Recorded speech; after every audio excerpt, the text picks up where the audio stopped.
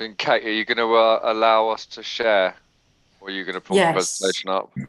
Yes, I'll make you co-host. Oh, we've lost another one. Andy. There's Andy. Oh.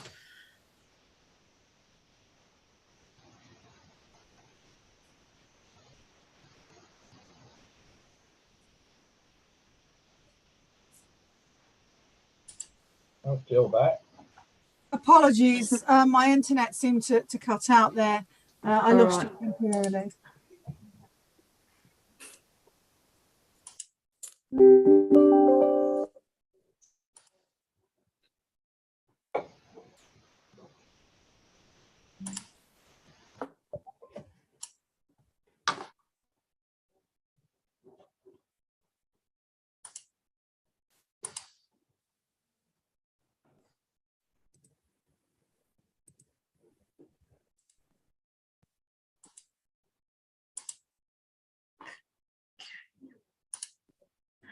Okay, good evening and welcome to the meeting of the Folkestone and Hythe District and Parish Council's Joint Committee.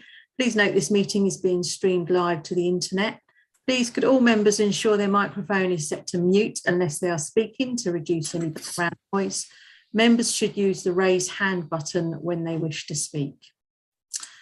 We come to the first item on the agenda, which is the appointment of chairman. Can I have your nominations, please?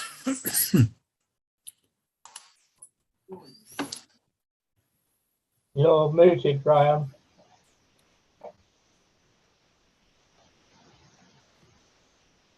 I propose Councillor Hobbs. Thank you. And a seconder for that? With that. Councillor Mullard. Everybody agreed with that? Thank you. I'll hand over to Councillor Hobbs. Thank you, Kate. Good evening, everybody. Item 2 on the agenda is apologies for absence. Yes, we have apologies this evening from Councillor Joyce and Councillor Thomas, and we have Councillor Coe substituting Councillor Thomas. Declarations of interest. Have any members got an interest they need to declare on the item on the agenda? No. Good. So unfortunately, the other item that was due to come to this meeting was on fly tipping. Unfortunately, the officer who was due to talk to us is not at work at the moment, so that one had to be pulled. No doubt, if it had not been a Zoom meeting, we probably wouldn't have gone ahead because it isn't worth all of us travelling just for the one item. So as we're all sitting at home, there's no reason why we can't go ahead. The minutes of the meeting held on the 20th of January have been circulated. Are you all happy with the content? You're happy for them to be signed as a correct record of the last meeting? Agreed. Yes. Abstain, of course, I wasn't there. Yeah, thank you. Which brings us on to the crux of the matter, the housing asset management strategy, which is being led by Andy, and Jill is in attendance as well to help them along. Andy. Thank you, Councillor Hobbs. Evening, councillors. I'd just like to introduce you to Jill Butler. She's our new Chief Officer for Housing, for those of you who haven't met her. So we're going to do a bit of a double act. I'm going to take you through the first few slides, and then Jill will finish off. Hopefully you've all had an opportunity to have, or certainly glance over the asset management strategy itself, which was sent out with the agenda pack. So happy to, we've just got a few slides because I don't want sort of death by PowerPoint, but we'll take you through sort of the main principles of the strategy and sort of how we've arrived at it and the reasons behind that. Quite happy for people to come in and discuss, and quite happy to treat it as a bit more of a discussion, as I don't think there's anything else on the agenda, so we can have a bit of time on this and some quite interesting topics to cover within the strategy. So if I can share my screen. Next one.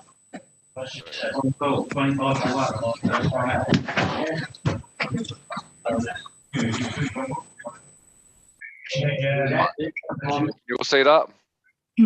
Yep. Somebody's got some background noise there somewhere. Okay, right. So the housing asset management strategy. So you might recall when we brought the housing service back in house, we set out a vision, which was essentially to create a world-class housing service, obviously safe homes, easy to do business with for our tenants, and all those principles that we set out right at the start. There's been an awful lot of work has gone on since then, embedding the housing service since October 2020. The primary focus of that was focused around, well, setting the service up and embedding that within the wider council. But big focus on the health and safety of the homes, because as you may remember, that was sort of the catalyst for breaking up the Almo originally, and bringing the service back in house. So an awful lot of work went into getting the stock safe, and understanding exactly where we were, and then getting out of regulation. So we came out of regulation last year, and we were the first of the 4 authorities to get out of regulation. So we're absolutely delighted with that. And there's been a whole host of work, a massive amount of work going on in the background to get where we are now. And there's still a lot more to do to get to where we are, but defining and setting out the housing asset management strategy is a key piece of work to get us where we need to be. So a little bit here, a little sort of asset management is a key part of business planning, which connects at a strategic level decisions about an organisation's business needs, the deployment of its assets, and its future investment needs. So that is really key, and this sets out, and the asset management strategy is sort of a primary document in a whole library of publications, and you'll see there we've got the carbon reduction strategy. Now that is being written now. We have a first draft of that, and that will go through the scrutiny process later this year. An HRA new build strategy, that's yet to be written. We've got the annual major five-year capital programme, which is in place. And then that will link to the business plan, which we're writing now. So that's a new 30-year business plan. And we'll come on and talk about that a little bit more. But the asset management strategy is key to forming how that business plan takes shape. We've got a healthier housing strategy, which is in place until 2023. We've got a tenant engagement strategy, which is how we liaise with tenants, how we engage across the board. And we'll talk about that a little bit more later, and Jill will pick that up at the end. But how we engage with tenants is really key, and is also getting picked up by the housing regulator now in new tenant engagement measures. So it's this whole sort of library of documents that all feed together to feed into the business plan and how we'll deliver and look after our assets moving forward. So that brings me on to the purpose of the asset management strategy, which you'll see there on the slide. So primarily supports the corporate plan, the council's ambitions, but provides a framework for decision making, essentially around the existing stock and what stock we bring forward in the future.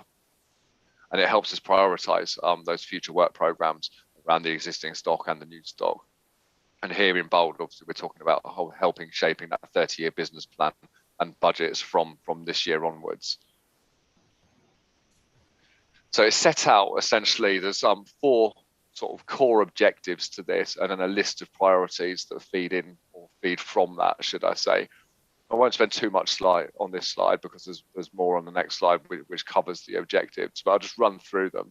And I say, feel free if anybody wants to jump in at any point. I'm happy to sort of discuss.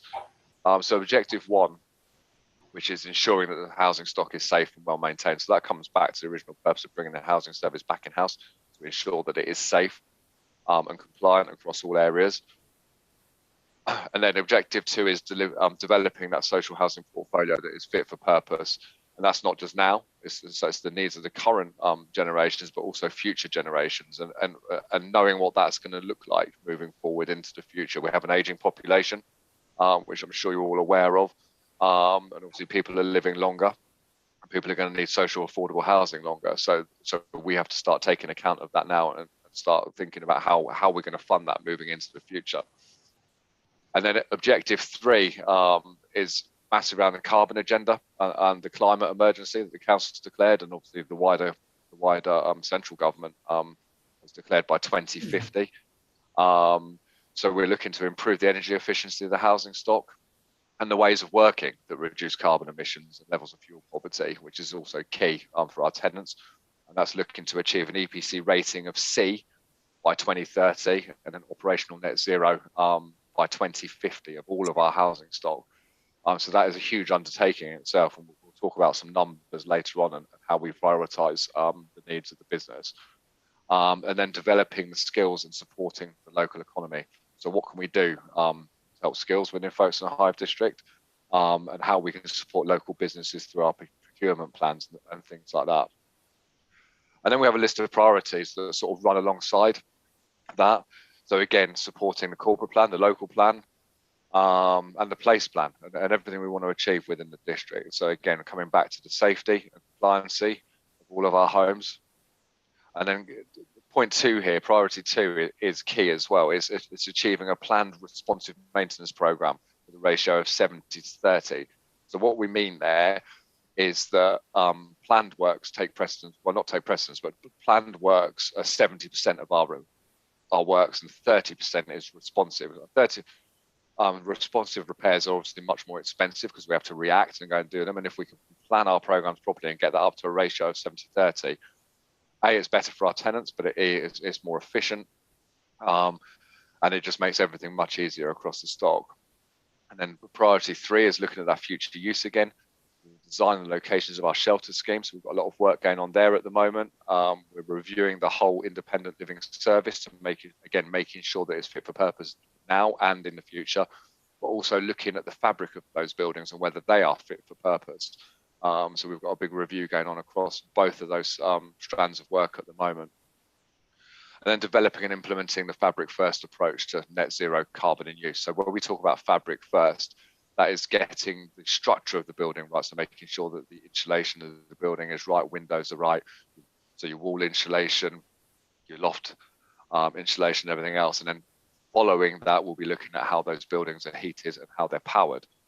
And then talking about our priority 5 here, which is a new build program to deliver 300 homes by 2026, which is the existing program, and then the pipeline to deliver over 1,000 homes by 2036 over the following 10 years. And again, between those various strands, those priorities there's a lot of demands on the HRA budgets there, and there's discussions that will need to take place because there's a lot of money required for the retrofit of the existing properties, and obviously that new build program, and to keep the revenue element of the housing service going. And it's finally balanced between the revenue coming in and what capital we can then afford to spend on improving the stock that we do have, and then building new stock. And you've got a yellow box here, which leads nicely onto the next slide, which is considerations. And there's many complex long-term competing priorities and unknowns. And the unknowns being a big thing at the moment, especially where we're dealing with retrofitting and all of that side of the stock and maintaining that going forward. We're dealing with unknown technology. The technology that's around now is emerging, it's new. Air source heat pumps have been around for a little while, but they're still not widely sort of commonly used, and the support networks aren't there. We don't know what we're going to be dealing with in 10 years. We don't know what sort of boiler we're going to be putting in a house in 10 years' time, how we're going to be maintaining that and the costs of that. So there's a lot of work to be done around that. So this is a bit more about the considerations sort of against each of the objectives. So we talk about ensuring the housing stock is safe and well maintained. And just on the right-hand side here, there's an interesting, there's 3 interesting boxes, and the top one, of course, always has to be tenant safety. That is, oh sorry, I can't actually see that the second box is because my box is over it. Apologies, 1 second.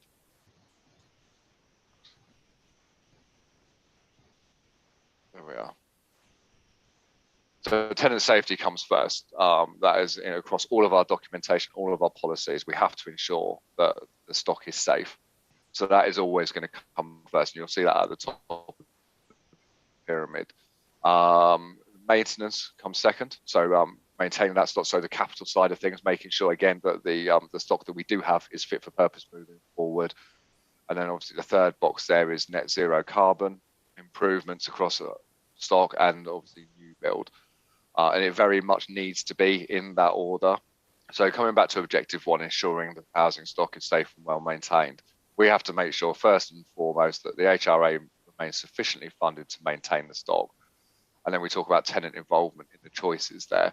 This is all part that Jill might come on to a little bit later, but the tenant satisfaction measures and how important it is to have the tenants involved in those choices and how the stock is maintained. So yeah, really crucial moving forward. And that's where the tenant engagement strategy comes in, and the tenant board, stuff that we've set up over the last year, and how we communicate with all the tenants right across the stock, and how we get people involved at the right levels that they want to be involved with. It's also equally important. So objective 2, about developing a social housing portfolio that's fit for purpose for current and future generations. And that's really understanding the needs of the aging population. Instead of referred to it earlier, but the population of over 65s is forecast to increase by 50% by 2041. So that's a big ask of our housing stock, particularly our shelter schemes and things like that, making sure that they're fit for purpose moving forward, and that we can provide those services for the people that really need them. And it's talking about homes that are fit for purpose, and demolition and disposal if necessary. If we've got stock that won't meet the needs of the future, decisions need to be taken around demolishing that stock or disposing of it, which is something we don't want to do, and we don't take those decisions lightly, and it's not something we've come across yet. But we are aware of certain properties that will not meet EPC standards within the stock by 2030 by EPC, and certainly won't get to net zero carbon by 2050. So there are decisions going to need to be taken around that.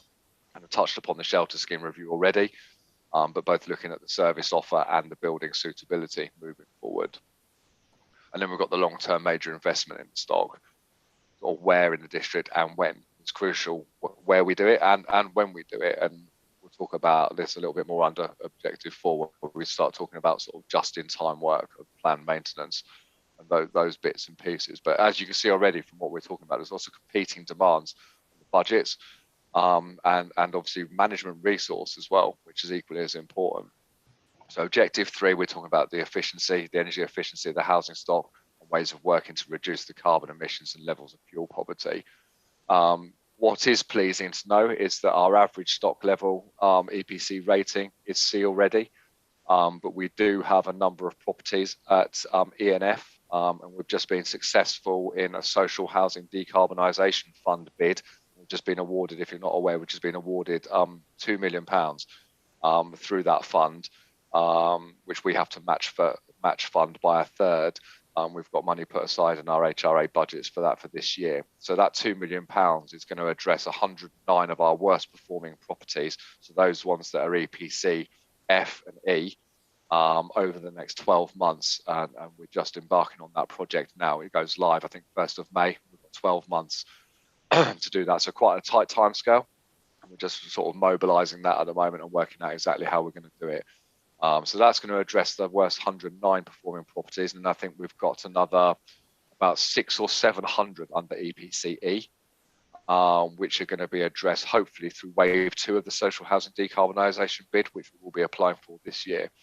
But as I say, that is a much bigger task, addressing those properties, but the same level of work won't be required because they've already got a higher rating. But as you'll see here, the significant expense, and the solutions aren't totally in our hands, as I touched upon before. We're reliant on future technologies. We're relying on central government decarbonising the grid. And that's really key to a lot of this, because the homes aren't going to be truly net zero in use until the grid is decarbonised, because if they're coming from fossil fuel power, if our electricity is coming from fossil fuel powered stations, then there's still a carbon impact to that. So what we're doing is future-proofing stock, essentially. So we'll eliminate fossil fuels from our properties. We'll be looking at solar panels for green energy, and again, reducing fuel costs for our tenants. And it talks about here a little bit about retrofitting the stock. Now, we've had a stock condition survey done over the last 12 months, very extensive stock condition survey. I'd say when we took the stock back in from East Kent Housing, we had about 6% data across our stock. we now have in excess of 80% actual data, and that's internal data as well as external. So we're in a really good place with understanding our stock. That's much higher than most organisations have. And we're also implementing a new computer system where we had the Northgate system already, but we're adding a lot more functionality to that, particularly in the first instance around compliance and capital program stuff, and then all of this data is going to feed into that and generate our work programs. But to give you an indication of the amount of money that's required to retrofit the stock to get to net zero carbon by 2050, we've got an initial outlay of looking at about 12.5 million to get to EPCC, and then we're looking at about another 132 million to get to net zero carbon by 2050. So as you can see, they're big numbers coming in there. And we don't know what help there will be from central government yet, but there will have to be some. So I'll just leave that bit there for now. But the approach will be very much fabric first, and then worst first, and least regrets. And when we talk about least regrets, we're talking about doing things now that don't need to be unpicked in the future. So having all of that stock data is really helpful.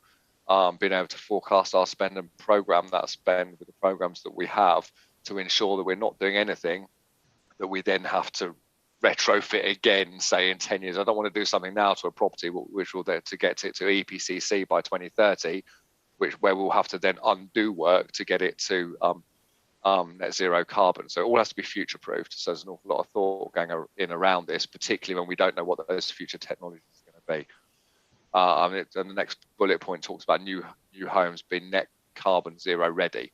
So we might be able to get it to EPC-A, for example, which is a very high standard. I think in 2018, I think when the last studies were done on this, I think only 1% of homes, new builds, were getting delivered to EPC-A.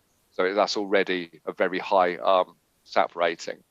But if we can get our houses that we develop to EPC-A and then have them future-proof, so at a point in time we can add battery storage for the PV panels and stuff, which will give you that extra little bit on the SAP rating. We can get them to that position, which is basically as good as it will get at that point. And then we have to consider obviously the new cost of homes and review the business model, payback and cross-subsidy, because if we're delivering net zero homes or as close to that as we can get at this point, that's obviously much more expensive than building out homes to building reg standards where they are now, which is probably on average between EPC C and B for most new homes. So we have to consider the viability of all of our new schemes and how long they take to pay back. Now, traditionally, where we've had new homes in the district before, we normally look at a model of about 30 years. But with the cost being higher with net zero carbon and future-proofing those homes, we might have to consider a longer payback period, or where schemes are viable or more viable than other schemes, that they can cross-subsidise another scheme, if that makes sense. So where something's more expensive, if we can deliver something more efficiently somewhere else, then the saving from that scheme can subsidise that other scheme. And then over objective 4, we talk about the skills and supporting the local economy. We also talk the considerations here are just-in-time work and push and pull of planned works. So where we talk about this, we might have a scheme where the windows are due to be replaced in, let's say, 2024. If we survey that scheme in 2023 and they're still okay and they've got another 2 years of them, that's what we talk about push and pull. So we can push that back and then allow something else to come forward to maximise the efficiency. And this is a really hard area to understand, actually, because we have a capital planned programme which is planned out over five-year chunks essentially. And then we're starting to set aside budgets and work programs for the retrofitting of the stock. And it's very hard to understand where all those crossovers are. And there's a lot of work we need to do around this to understand, because if we've got stuff put aside in the retrofit program, for example, of when we start putting triple glazing in, now that can't happen effectively until all the walls are insulated and things like that. And then if we want to take that a step further, we want to be introducing air source heat pumps and things like that. So there's a lot of decisions need to be made about at what point we start doing that. An analogy I've been using on this is obviously at some point we will gas boilers. You won't be able to put a new gas boiler in a property. Now I think that is going to be, from what I'm seeing at the moment, 2030. That will not be happening, and it's not happening now in any of our new builds. We're not going to be doing that now.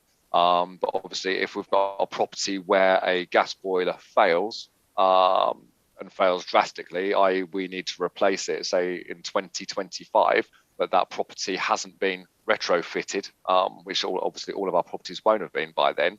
If we have to change that gas boiler, at what point do we say we're not changing gas boilers anymore? Because if the external insulation isn't done and we don't have the solar panels on the property to power an air source heat pump, then there's no point putting an air source heat pump in the property. So there's a huge number of dilemmas across that. And again, coming back to the emerging technology, when we do things, where the government funding is going to be. So it starts giving you a sort of an idea of the decision making and some of the problems that do lay ahead for us. Now, I think I'm going to hand over to Jill to talk to you about the regulated social housing and tenant engagement and sort of the action plan that leads from this. Yeah, thank you very much. So as I mentioned when I came on the line, when some of you on the line, I'm very new to Folkestone and Hythe. I just joined in January, but I have a very long 20-year career in the housing sector, in both housing association and also local authorities. And part of my background is in tenant and community engagement, a large part of my background. So it's something that I'm very, very keen to ensure that tenants are part of everything, at the heart of everything that we do. When we came back in-house, obviously there was a lot of work to do, and it's great that my team have really worked hard to get out of the regulation. But to be honest, social housing remains a very highly regulated service, especially now, post-Grenfell. There has been an awful lot of new legislation that has come through for us to meet and comply with. And that's all sorts of things, such as the Building Safety Bill, and an awful lot that relates to the regulator of social housing. And they published the document, which you've probably seen, which is in November 2020, which is called the Charter for Social Housing Residents. Now, this is an extensive document. It's got a lot of regulation attached to it, and it highlights the main areas of national housing policy. And it also very specifically picks out that they will ensure that social housing tenants are, and it says on here, safe in their home, have good quality homes and neighbourhoods to live in. And these aspects of social housing will actually be measured by the regulator for social housing. So our housing asset management strategy has attached to it quite an extensive, detailed action plan that identifies what needs to be done, what the expected outcome looks like, the time frame, and the officer responsible for delivering that action. The plan itself, which is attached to the main asset management strategy, it links with and informs our housing services plan, as Andy said at the start, and will be monitored very, very closely by myself and my team. We will be reporting on the actions on a quarterly basis to the wider council and to our tenants as well. Tenant engagement and communication has been, right up until this point, since the housing service came in-house, has been and remains a really important part of holding us to account as a social housing landlord. Co-regulation requires landlords and tenants to work really closely in scrutinising the delivery of standards. And this is a key element of the housing services vision moving forward. This will be measured, as Andy mentioned, it will be measured through the social housing tenant satisfaction measures. The regulator has just actually finished consulting on those. There's 22 measures, so quite a significant amount, or KPIs is probably the best way to describe them. They are key indicators that we need to meet. And we will be going out in May. We'll be going out and asking our tenants. We'll be doing a satisfaction survey. The last one we did was in just after we came in house, and asking residents an awful lot of questions about how we are performing as their social landlord. And that will form part of how we're actually meeting the new tenant satisfaction measures. Our tenant engagement strategy, which Andy mentioned, sets out many ways that tenants can get involved and engaged with us and actually work with us at the heart of the service improvement agenda. We're also looking at, it mentions it here, the preferred method of communication when we're engaging and communicating with our tenants will be digital.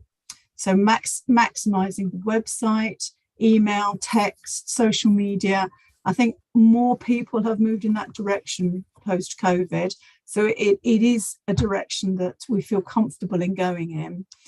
Electronic communication is easier, it's more cost effective, and it's responsive to the changing circumstances.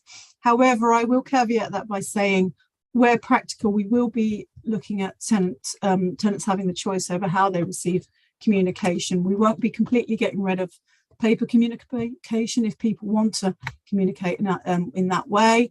And most importantly as well, we're mindful of ensuring that digital inclusion initiatives support those that are currently digitally excluded.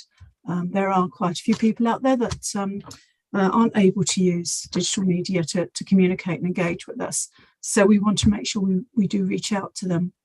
So that was all I was going to really say on the Charter of Social Housing Residents and Tenant Engagement in relation to the asset management strategy.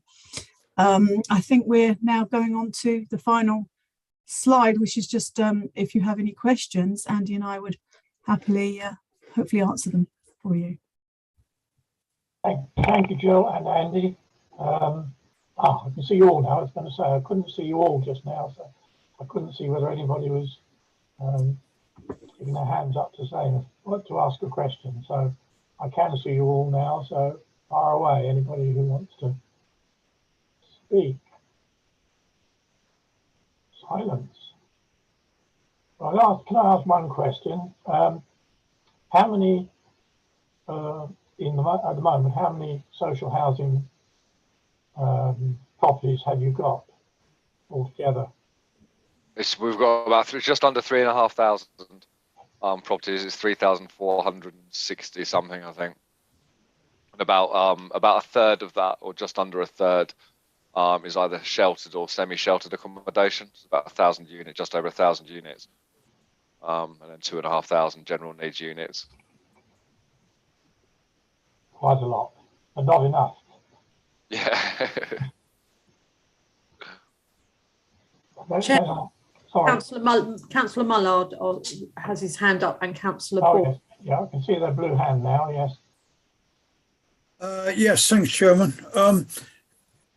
It really, I'm almost repeating what I've said many times before. I have a little, and don't take this wrong, a little bit of concern about how much decision making, for want of a better term, lies in the hands of tenants and service what they require and so on. And I've said this before, I go back to when I was involved in a housing association where a particular tenant, it was a bad tenant, I agree, phoned in to say, can you come along and replace a light bulb? And the guy did go along and replace the light bulb, physically replaced it at a considerable cost, because that particular tenant just would not get off of his bum. Now, that's an extreme case. I'm looking at certain figures. Net zero carbon, an estimated cost of £39,000 per property. That's today's figure, probably going to go up.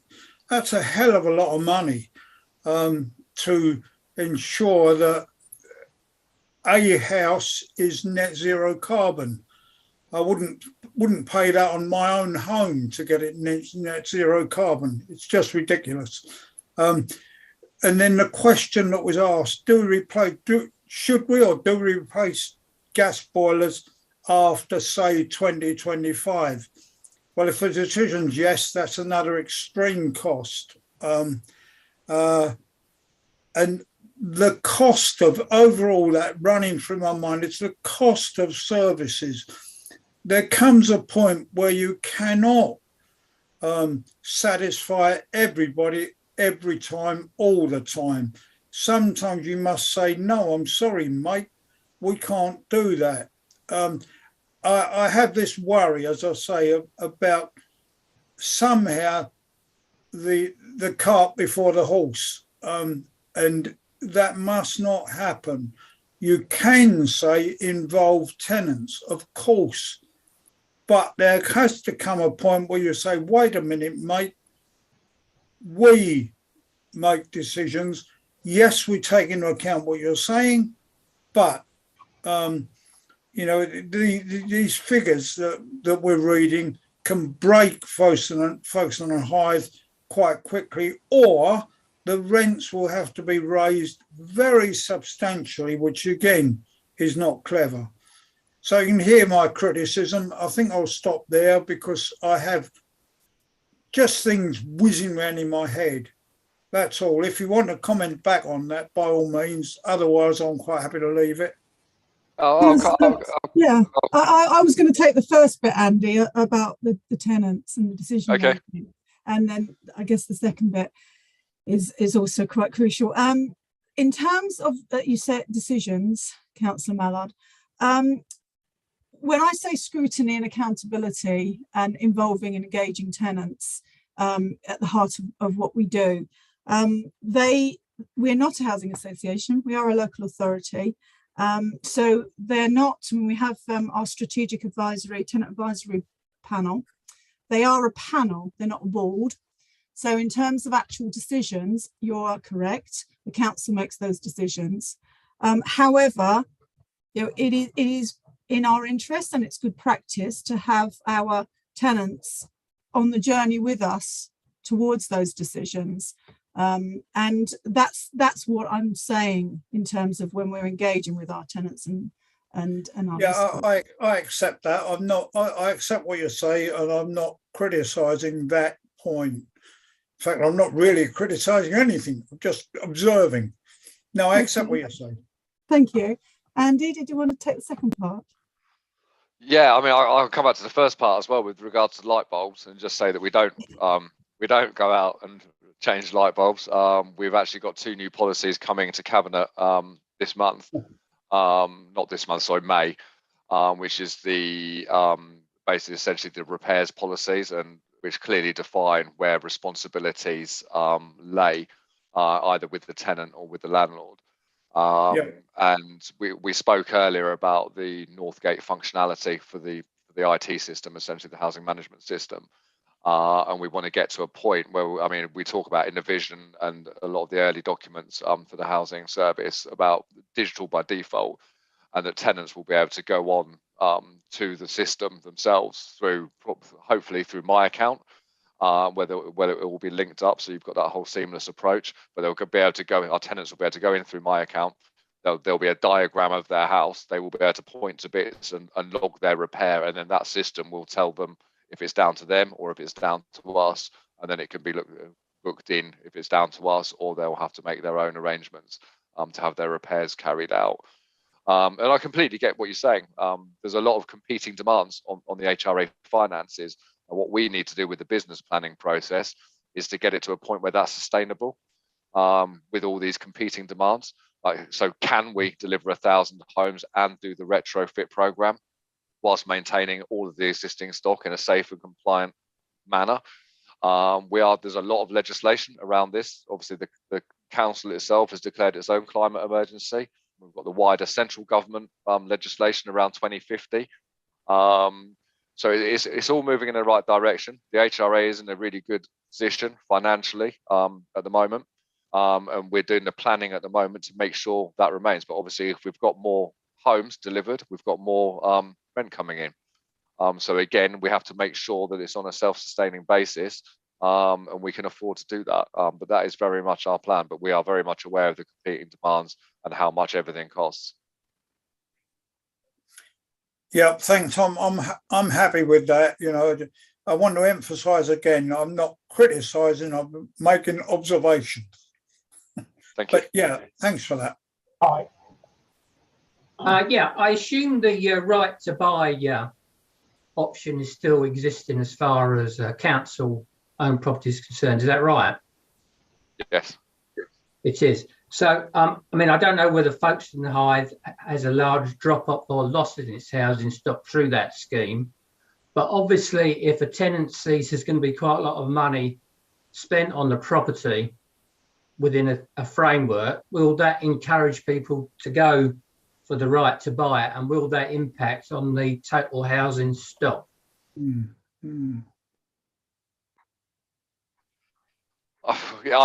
Well, in theory, yes. I don't really know the answer to that, Councillor Bohr. Yeah, the tenants are entitled to buy the properties after I'm not sure exactly what the time period is that they have to have lived in it for. It's something that we are aware of, and it is, a risk is the wrong word. It's something that we have to factor in. I guess is probably the best way of answering that. The impact of it isn't huge across the existing estate, but it is something that we do deal with, and tenants obviously do, when they've lived in a property for a certain amount of time, they do have that right, and some tenants do take that up. I can get you the figures if you wish. I do believe, having had conversations with Adrian Hammond, it is quite a low take up on right to buy. But if you are interested in numbers, we can circulate. Yeah, we can circulate the actual numbers after the meeting. I mean, I'm in favour of the social housing, so don't get me wrong. I'm not really in favour of the right to buy, to be honest.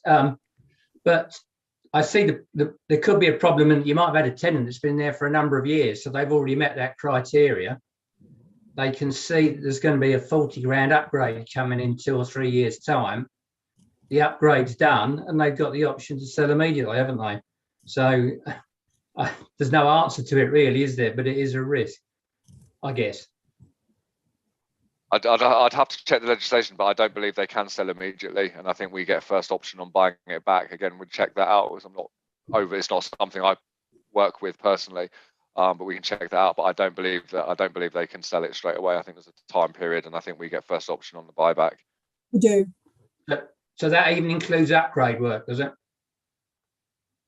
Because obviously they might have been in there. For, oh right, okay, yeah. Yeah, but yeah, they would still have that right.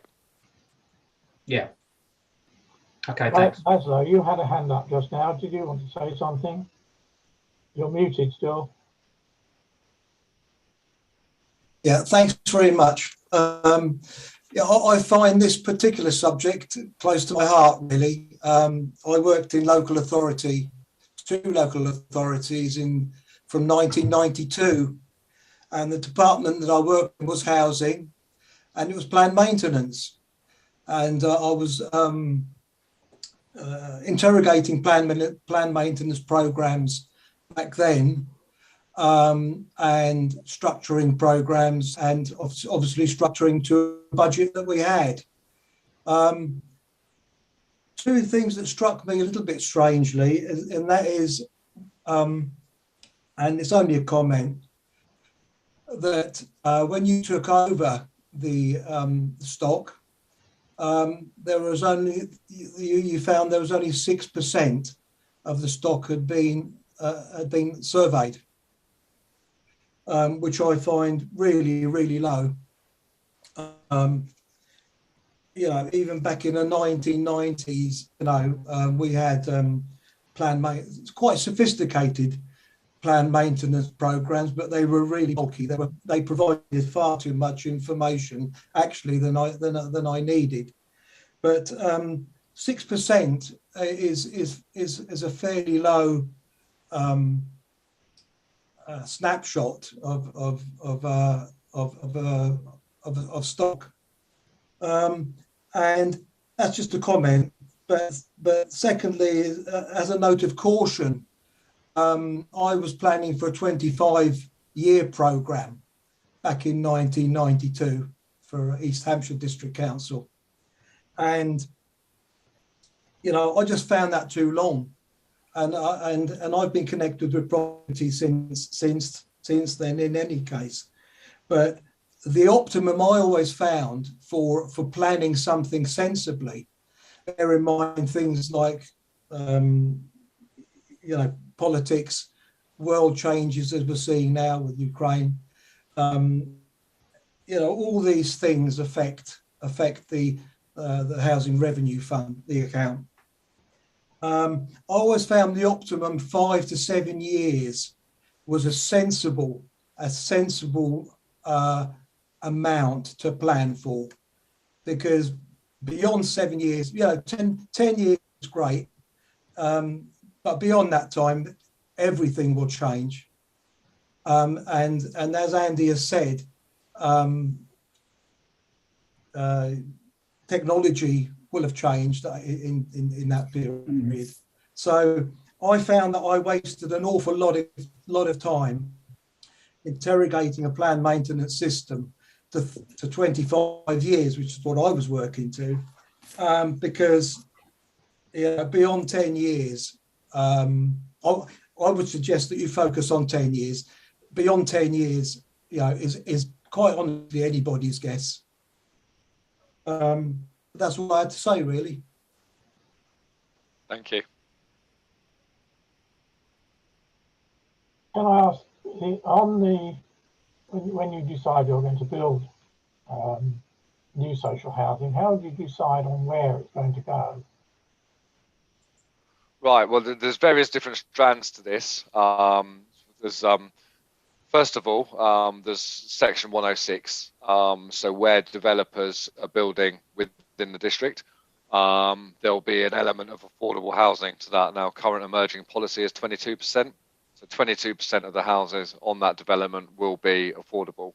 Now that might get offered to a registered provider, i.e. a housing association, or we might get offered it. And sometimes that ends up in a bidding war, but where we've got good relationships with developers and stuff, we try and get involved where we can. So that's one strand of work. Secondly, we have relationships where developers might bring a scheme forward. They might have some land where it's appropriate, and they will bring that scheme forward for us. So we've brought forward some units like that. And then the other parts of things like we have a development portfolio. So we've got all of our land holdings, and we look where we can develop those out. So we've got a number of sites in our portfolio, which might be ex-garage sites, which are underutilized, or little parcels of land that we've got around the district, where we might be able to bring sites forward. Now, other areas, landowners might bring land to our attention, which could be used. And then you'll be aware of sites such as Bigginswood and Ship Street recently, where we've got brownfield sites that have been derelict in really good locations for a number of time, but due to the previous uses of the site, they're not viable for the private market to bring them forward. But we can go out to government bodies to attract funding, so we can make the schemes viable. And obviously, we're not in it to make a profit. We're in there to provide affordable homes. So as long as we can make them break even with the help of that funding, then we can bring those sites forward. So Bigginswood, as you know, we attracted some funding for that for the Brownfield Land Release Fund. Last year, that was 1.15 million, which is helping us towards the remediation costs of that site. Now we're going to remediate the site and put the road in and the service corridors and stuff, and then we're selling the residential side of the site to a residential developer, and the other side of the site to a commercial developer to build out the industrial units. And then we're going to have an arrangement in place to bring forward. So out of those 77 homes, 23 of those are affordable. We're going to buy those 23 affordable homes back into the HRA once they've been developed out. And Ship Street, for example, we're looking for bringing a housing-led development forward on Ship Street. You'll be pleased to know, if you haven't been notified already, we have a public engagement event, which is next Thursday evening between 4 and 7 at the Quarterhouse on Tonton Street, if you're interested in popping in and giving us your views. And that's probably going to be a scheme probably about 150 units, depending on scheme viability. But also having linked a sort of open space, linking the walking and cycling routes from the park and the station through to the town centre, and how we bring that forward. So we're very open-minded about how we bring that forward at the moment, but that's a really key centre, key site, regeneration site in the town centre, which will be massively beneficial to that area of town. So that's kind of an overview of how we bring sites forward. But we're always looking, but obviously there's a lot of competition out there. And a lot of it comes down to viability at the end of the day, because we've got to make the schemes add up. And obviously when we're charging an affordable rent for homes, and when I say affordable rent, our rent, that's not necessarily 80% of market value, which is typically how market rents, how affordable rents are calculated. Ours are capped at local housing allowance rates. So if someone's in receipt of local housing allowance, their rent will never be higher than that. And that is the basis for our rent setting within the district. And then there's a whole nother conversation to take place around affordable rents, social rents, market rents, and everything else, shared ownership, first homes, and everything else that needs to be factored into the mix. But that's maybe a conversation for another day. Yeah. Jill.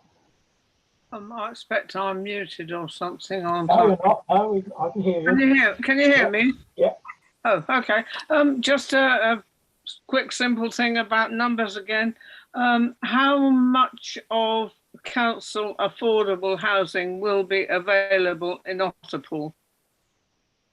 How much of, you know, the figures you've been giving us, how much of that will be in Otterpool?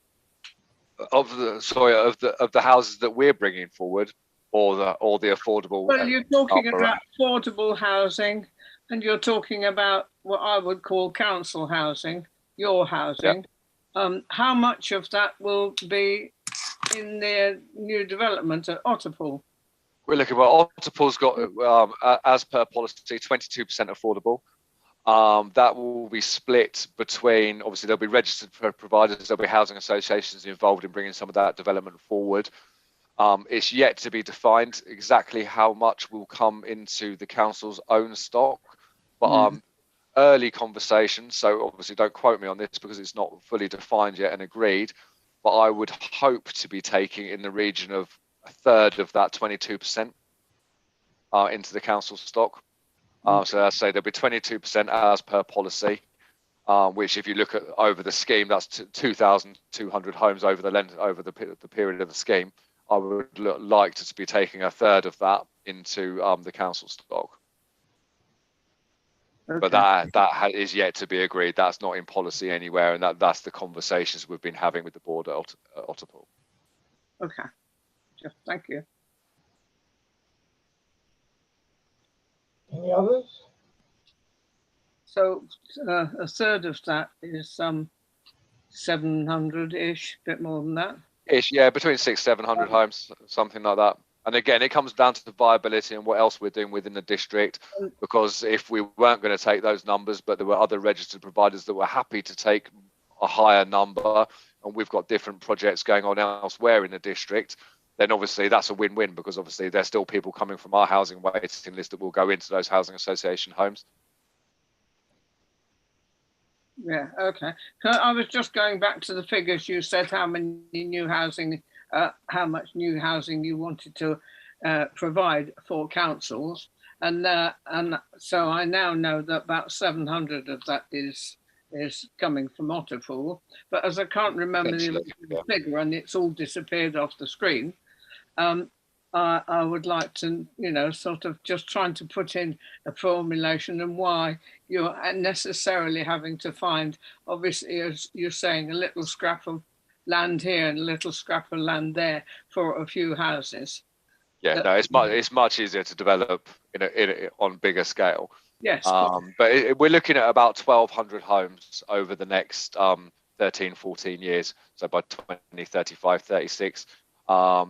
Depending on obviously, I'd say yeah, probably around that figure. But as I say, that is caveated by the fact that that's not agreed yet. And you've already got other reasonable schemes as well in Biggin Wood and what was it? Biggins? Yeah, Bigginswood, Ship Street, and other obviously properties. There'll be obviously 30% affordable coming forward at Princess Parade, and other sites as well. And there's quite a lot of other development sites around the district, such as Shorncliffe and stuff, where again we might not necessarily be taking those, but obviously the registered providers, the housing associations, are taking those. And there's other schemes coming forward as well, which we're aware of. So the picture overall is looking quite good. When you're counting these 1,400 houses, does that include housing association and council? So all that type of ownership, or is the 1,400 only council? The 1,200 is what we've set out to develop, but obviously that's got to be viewed in conjunction with what we do from the retrofit program and all those other competing demands. That is what we're setting out to achieve. We need to make sure the business plan is viable and we can achieve all that, and then members need to make decisions about obviously that whole retrofit journey versus the new build and keeping the stock safe and all those other competing demands on the budget. But that's what we're setting out to achieve. Yes. Okay. Thank you. Mike. Yeah, just to comment on Otterpool. Viability and aspiration are the two words that often crop up, and they will stymie any attempt you might have at putting in a percentage. And I don't honestly believe that percentage will ever be met, because viability will always trump aspiration.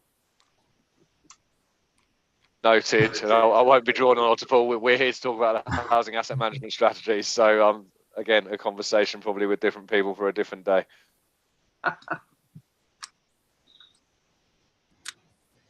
Anything else?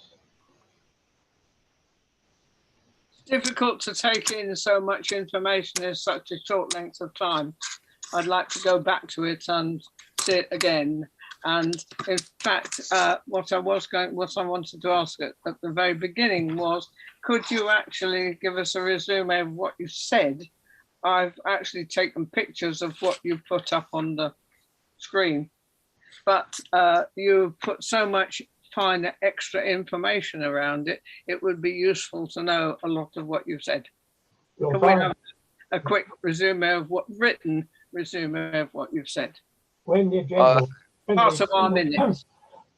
Sorry, when the agenda went out, there was a document went out with it, which had got 30 odd pages. Good, thank you. Presumably Roger would have had that for you, Gillian. I don't know.